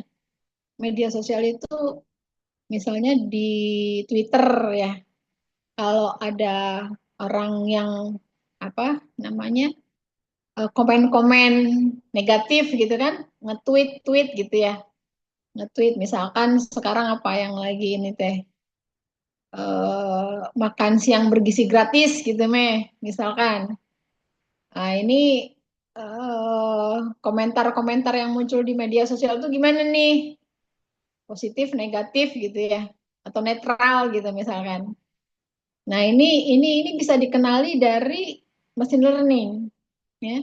Jadi data-data dari Twitter itu yang berkaitan dengan makan siang gratis. Jadi semua data dari Twitter itu difilter, diambil ini makan siang gratis gitu misal. Dengan kata kunci itu dan yang berkaitan dengan itu, maka didapatkan semua si komen-komen itu tadi. Nah, itu akan menjadi satu model. Sehingga nanti ketika ada komen baru yang masuk, itu dia bisa dikenali tanpa harus kita baca. Ini tahu oh ini sentimennya adalah sentimen positif, ini sentimen negatif gitu. Itu di media sosial. Atau misalkan berkaitan dengan perusahaan. Perusahaan misalkan dalam di berita misalkan ya, misalkan perusahaan apa nih Pertamina misalkan ya, yang viral apa sih? Nah, ini ya, misalnya Pertamina lah ya, atau Garuda gitu ya. Garuda misalkan. Dia sentimennya seperti apa sih? Artinya komentar-komentar yang muncul di media sosial tentang Garuda itu seperti apa sih gitu misalkan. Garuda Indonesia gitu. Nah, itu bisa dianalisis dan dimodelkan menggunakan machine learning. Gitu ya, itu analisis sentimen. Kemudian ini deteksi wajah yang tadi. Oh ya, deteksi wajah, tapi ini deteksi rasa sakit. Deteksi rasa sakit ketika menggunakan peralatan medis yang digunakan untuk terapi. Jadi ini bisa digunakan untuk terapi suatu penyakit di mana dia bisa memunculkan rasa sakit.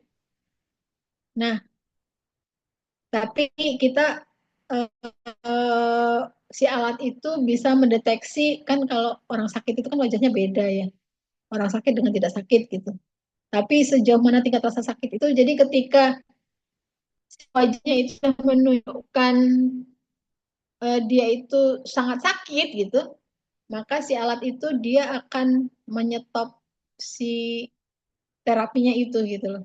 Jadi dia dia bisa menyesuaikan dengan ekspresi wajah dari si pasien gitu. Sehingga si pasien itu tidak akan merasa sakit uh, yang terlalu berat gitu ya. Gitu. Ini pemodelan machine learning. Selanjutnya analisis prediksi ya. Ini terakhir analisis prediksi. Prediksi itu apa ya? Peramalan sebenarnya. Peramalan, meramalkan nilai yang akan datang gitu ya. Nah, ini biasanya sifatnya time series misalkan. Kalau di time series atau spasial misalkan ya. Memprediksi apa? Misalkan apa aja sih yang diramalkan teh? Kita teh suka yang kita ramalkan tuh apa? Ramalan cuaca gitu ya. Nah, ini ramalan cuaca, ramalan ramalan suhu, ramalan curah hujan ya, meramalkan curah hujan. Nah, itu prediksi. Caranya gimana? Yaitu nanti ada analisisnya sendiri. Jadi dengan time series, geospasial gitu ya. Itu analisis prediksi. Kemudian memprediksi gempa,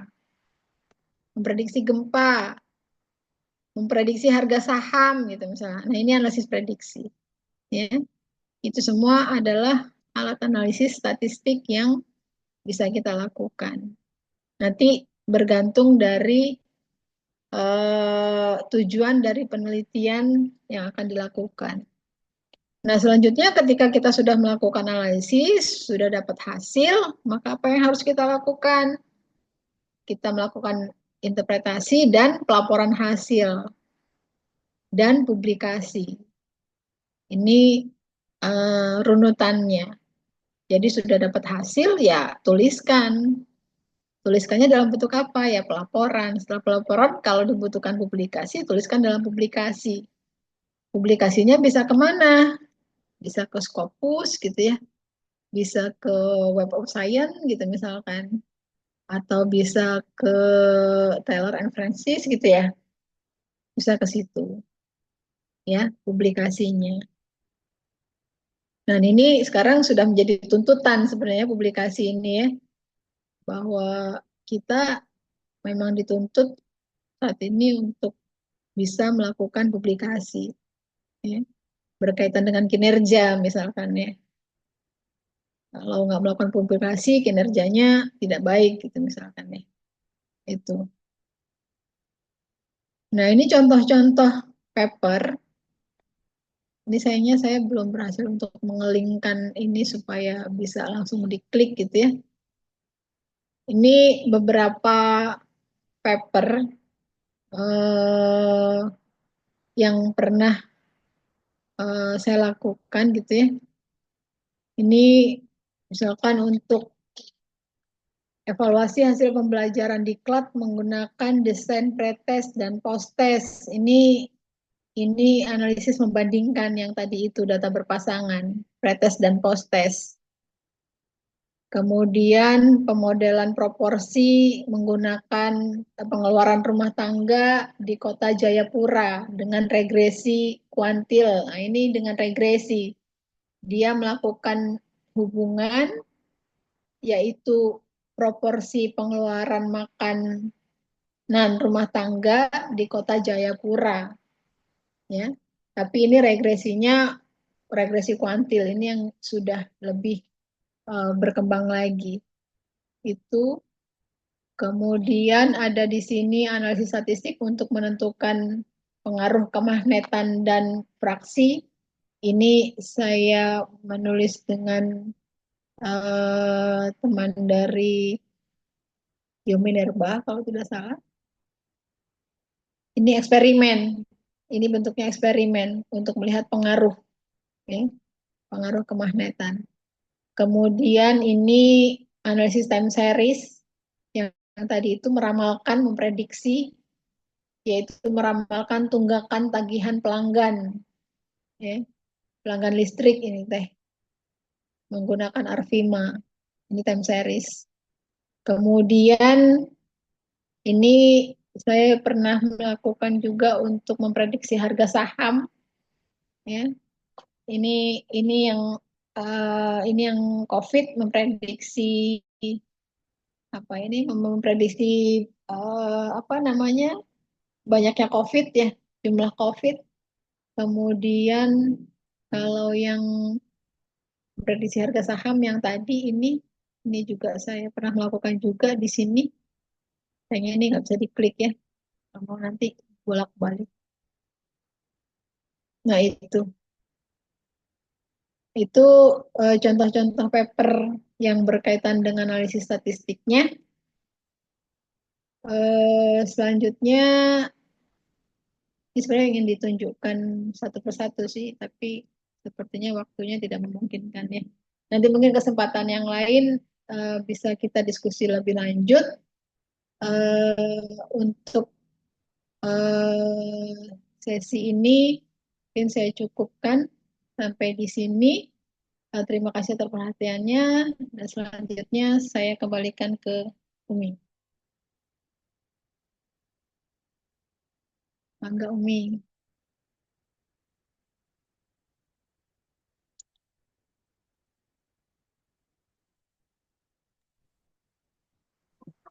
Baik, Masya Allah, luar biasa ya. Ibu, eh,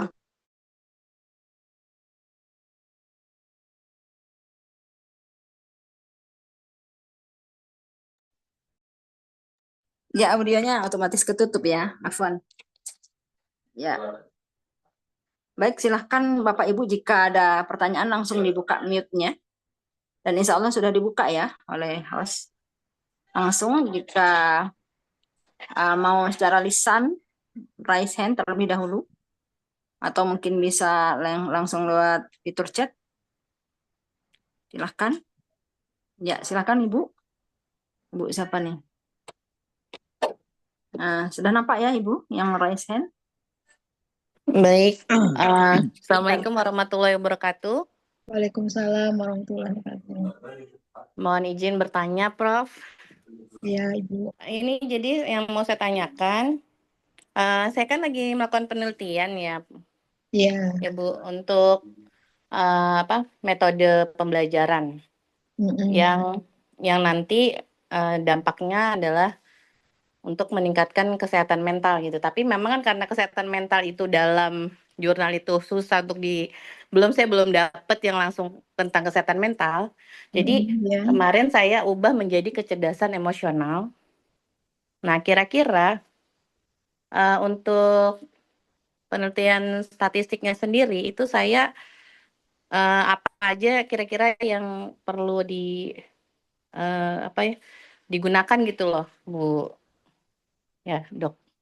Iya. Seperti itu. Karena memang ini saya juga karena masih bentuk penyusunan proposal, jadi masih apakah saya mau menggunakan tetap pakai hipotesis dengan sistem ada ada yang eksperimen, ada yang ada kelas kontrol, ada kelas eksperimennya.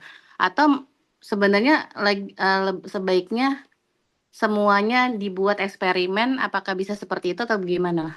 Dok, itu sih pengen tanya seperti itu kurang lebihnya. Iya. Baik. Terima kasih sebelumnya. Iya, sama-sama Ibu. Ini langsung dijawab apa ditampung dulu, Umi? Langsung saja, langsung saja lah ya, biar Ya, enggak. langsung saja. Baik, Ini agak baik. kesulitan buka mic, Umi. Ya, Ya, langsung siap, saja siap. Ibu Dokter. Baik, baik, Pada baik, Umi. Ya, terima kasih. Ya, baik. Ibu Yulaiha ya. Ini sedang menulis tesis, Ibu, apa gimana? Iya, iya dok. Mm-mm. Ya, baik. Tadi ingin melakukan penelitian untuk melihat pengaruh metode pembelajaran dengan psikologis mahasiswa ya. Siswa. Ya, oh ya, psikologis siswa ya. Benar ya tadi ya. Ya, Betul Ibu. ya, baik. Eh, Mungkin kalau tujuan penelitiannya ingin melihat pengaruh dari metode pengajaran ini, kalau metode pengajaran ini mungkin yang perlu dilihat dulu adalah maksudnya psikologis ini apakah dia yang dilihat itu adalah stresnya atau apa ketertarikannya atau apanya nih kira-kira? Jadi yang mau saya cari justru kan karena saya jurusannya sebenarnya pendidikan IPA ya, Bu. Ya, Jadi rencananya itu bagaimana membuat metode pembelajaran yang bisa menggabungkan antara eh, di pembelajaran IPA ya, antara ya, antara STEM PJBL gitu ya, PJBL STEM yang berbasis ya, project gitu, dengan konsep ISD, tapi yang menggabungkan di dalamnya ada regulasi emosi seperti itu, dan itu apakah itu bisa meningkatkan kecerdasan emosional dan kolaboratif siswa, yang sehingga nanti pada akhirnya dampaknya adalah kesehatan mental mereka semakin meningkat seperti itu. Itu yang mau diteliti gitu. Kebetulan saya udah bikin bikin apa namanya bentuk metodenya gitu ya. ya, Seperti itu yang mau diuji cobakan ke beberapa sekolah gitu. Kurang lebih. ya. Ya mungkin yang perlu dilihat terlebih dahulu ini adalah kalau referensinya sudah ada Ibu, yang maksudnya yang yang yang membahas artinya tentang pengaruh metode pembelajaran itu terhadap apa Hmm, tadi ada. kesehatan mental tadi itu loh. Ya, kebetulan Ya. kalau saya secara langsung kepada kesehatan mental belum ada. Tapi kalau kepada Hmm, kecerdasan emosional itu sudah ada, tapi memang nggak hmm, banyak gitu ya jurnalnya. Dan hmm, itu menarik sekali gitu ya. Maksudnya kalau jurnal yang saya temui itu kan lebih kepada bagaimana sih eh, pembelajaran sekarang tuh justru malah salah satunya bisa menjadi penyebab stres pada anak gitu ya. ya, Tapi ternyata dengan menggabungkan apa namanya teknik konseling kayak gitu ya misalnya, terus ya, regulasi emosi itu ternyata eh, eh, bisa bisa meningkatkan lah gitu, kurang lebihnya meningkatkan kecerdasan emosional siswa. ya, Tapi tentu saja tantangannya adalah berarti memberikan pelatihan juga kepada gurunya, gitu, seperti itu. ya. Itu sih kalau dari jurnal yang Itu saya dapati ya, gitu. ya, ya, memang itu ya. Memang kalau kesehatan mental ini tidak semata-mata hanya dipengaruhi oleh metode pembelajaran gitu ya. Jadi memang kalau kita melihatnya hanya dari segi metode pembelajaran, eh, bisa jadi nanti eh, apa ya hubungannya ini belum apa ya belum belum signifikan gitu loh ya kalau secara apa ya konsepnya ya. Jadi mungkin bisa nanti di ditambahkan dengan variabel-variabel lain yang selain metode pembelajaran gitu. Karena Iya, artinya kesehatan mental siswa itu ya mereka mau metode pembelajarannya apa, tapi faktor-faktor yang lain tuh iya, masih ada gitu iya, loh. Sehingga memang kita masih perlu untuk mengkaji terlebih dahulu secara konsep psikologisnya ini apa gitu iya. loh. Kebetulan saya ngambilnya dari yang Daniel Goleman itu ya tentang kecerdasan emosional. Jadi memang menitik beratkannya lebih kepada kecerdasan emosional seperti itu. Seperti Ya, itu, Bu. Jadi tidak langsung kepada kesehatan mental karena memang banyak juga jurnal yang menyebutkan bahwa PJBL STEM atau STEM sendiri misalnya itu bisa meningkatkan kecerdasan emosional siswa gitu. Itu ada beberapa jurnal yang menyebutkan itu. ya, Jadi memang lebih fokusnya pada kecerdasan emosional ya karena kalau misalnya kecerdasan langsung ke emosional. kesehatan mental tentu saja banyak faktor ya Iya, seperti itu. Dan memang menggabungkan juga variabelnya ada regulasi di dalamnya juga ada regulasi emosi seperti itu. Jadi nggak pure apa namanya metode pembelajaran saja, tapi juga di dalamnya ada teknik regulasi emosinya, iya, ada teknik yang lainnya seperti itu yang berhubungan dengan untuk bisa merilis perasaan-perasaan negatif mereka misalnya seperti itu. iya, iya, iya, iya, iya, benar Ibu. Jadi untuk kecerdasan emosional ini tadi kita bisa melihatnya dari selain metode pembelajaran tadi beberapa aspek tadi perlu kita pertimbangkan. Kemudian untuk analisisnya nanti bisa menggunakan analisis regresi gitu ya. Nanti yang ingin diketahui kan kan diukurnya itu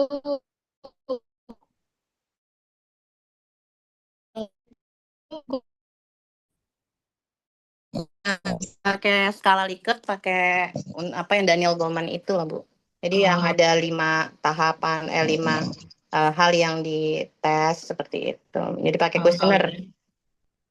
ya, Dan pakai untuk kuesioner. tahapan awal sudah saya lakukan, tapi kan belum Mm-mm. kita masukkan ke bagian apa ya eh, eksperimennya lah ya. Maksudnya nanti mulai Ya, diterapkan metode barunya seperti itu kan belum, ya, baru penelitian awal.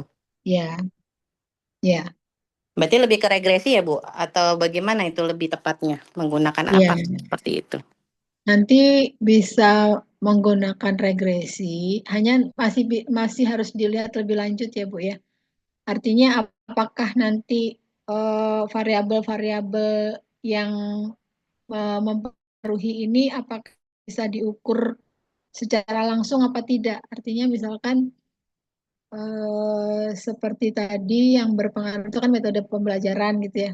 Metode pembelajaran ini mungkin yang tadi berbasis project, berbasis itu ya. Itu bisa kalau konseling, konseling, kalau konseling yang diukur apa ya? Peranan konselingnya ya. Dan Ya, Bu. apa tadi? Kalau jadi begini Bu, kalau misalkan variabel-variabel yang digunakannya itu nanti bisa terukur, bisa diukur semua secara langsung, maka nanti bisa menggunakan analisis regresi, ya. Tapi regresinya bukan regresi yang biasa karena dia si kesehatan, bukan kesehatan mental tadi ya, kecerdasan emosionalnya tadi dia dalam skala Likert. Jadi nanti masuknya ke regresi logistik, ya, regresi logistik karena dia si Y-nya itu variabel yang dipengaruhinya itu dalam kategori, ya, kategori Hmm, ordinal tadi ya. Jadi baik, Bu. regresi ordinal itu. Kalau logistik itu dia cuma dua. Kalau Likertnya berapa Bu? 5 ya. 5. 5. Berarti dia regresi ordinal. Makanya regresi ordinal. Jadi nanti si Likert-nya itu masuk sebagai si Y-nya. Si kecerdasan emosionalnya. Sebagai Y-nya. Baik. Mm-mm. Dan Ya, memang variabel-variabel yang lain yang tadi berpengaruh itu nanti sebagai X-nya gitu. variabel-variabel yang berpengaruhnya sebagai X-nya ya. Yang mempengaruhi tadi itu. Hanya nanti Hmm. perlu dilihat dulu apakah variabel-variabel itu bisa diukur secara langsung atau tidak. Ya, Kalau secara langsung maka dia bisa menggunakan regresi. Tapi kalau tidak, maka kita bisa menggunakan ada yang namanya SEM. ya, ya. Mm-mm. Menggunakan SEM. Jadi dia diukur menggunakan variabel laten dulu gitu. Hmm. Kalau dia PLSM ya. ya pakai SEM itu bisa. Baik. Mm. Emang ada rencananya untuk memperkuat itu nggak mungkin cuman kuantitatif ya, mungkin mungkin mixed method gitu karena harus ada wawancaranya dan Mm-mm. lain-lainnya Iya betul. observasi Untuk mendukung ya. untuk mendukung Mm-mm. dari hasil kuantitatif itu berarti diperkuat dengan wawancara dan observasi seperti itu rencananya. Ya, Oh, ya, apa? ya, ya betul. Makasih dok udah Amin. memberikan pencerahan. Ya Ibu. Nanti kalau misalnya Bapak Ibu misalkan membutuhkan untuk diskusi lebih lanjut, boleh nanti menghubungi supaya nanti lebih jelas ya. Artinya kadang-kadang kan kita melakukan penelitian itu juga masih mengawang-awang gitu ya. Jadi nanti tuh ini mau gimana gitu ya. Betul Karena betul. analisisnya pun juga belum bisa ditentukan sebelum artinya ini datanya seperti apa gitu loh. Gitu. Jadi mungkin nanti bisa inilah diskusi lebih lanjut. Tapi gambarannya sih seperti itu tadi. Ya, itu Ibu mungkin. Baik, terima kasih Dokter Sri Baik Ibu atas. sama-sama. Iya, memang itu juga tadi menarik sekali yang tadi dibahas, walaupun di dalam pembahasan sekarang gitu ya, tentang sampel populasi ya. Itu kan Iya, sangat mempengaruhi nanti hasil dari apa statistik kita gitu ya. iya, Nah, itu juga saya mau ada rencana mau diskusi dulu kali mungkin untuk iya, itu. Nah, iya, iya, supaya populasinya itu jadi rencananya saya lakukan ini penelitian ini tuh bukan untuk satu sekolah saja gitu kan ya, tapi pengennya bisa digunakan untuk banyak sekolah seperti iya, itu karena iya, memang ya sangat menarik kalau memang suatu metode pembelajaran bisa dijadikan untuk meningkatkan kesehatan mental anak-anak walaupun itu secara tidak langsung gitu, tapi karena kita meningkatkan kecerdasan emosionalnya sehingga akhirnya dampak apa lanjutannya adalah kesehatan mental mereka juga yang semakin membaik gitu. iya. Karena kecerdasan emosional ini juga nggak hanya dari lingkungan sekolah sih ya, dibentuknya Betul. di Ya, lingkungan keluarga dan betul. masyarakat itu juga karena mereka Betul, juga tidak hanya hidup di sekolah gitu betul, ya. betul.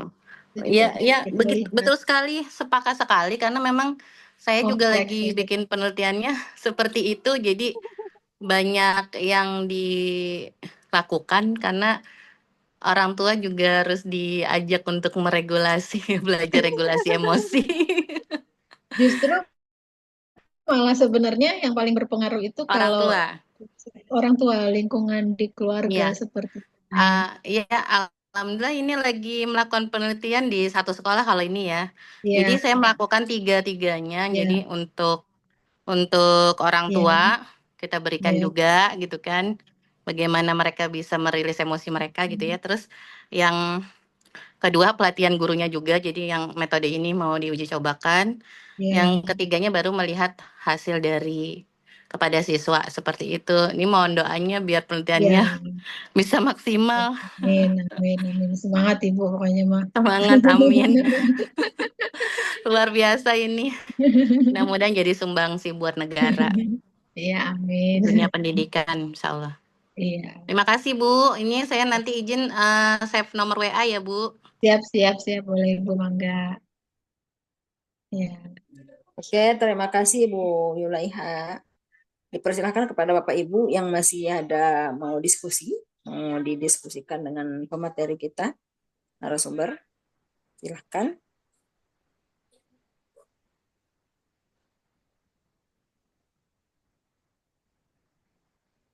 Mungkin jika tidak ada, mungkin cukup ya Ibu, karena sudah cukup larut.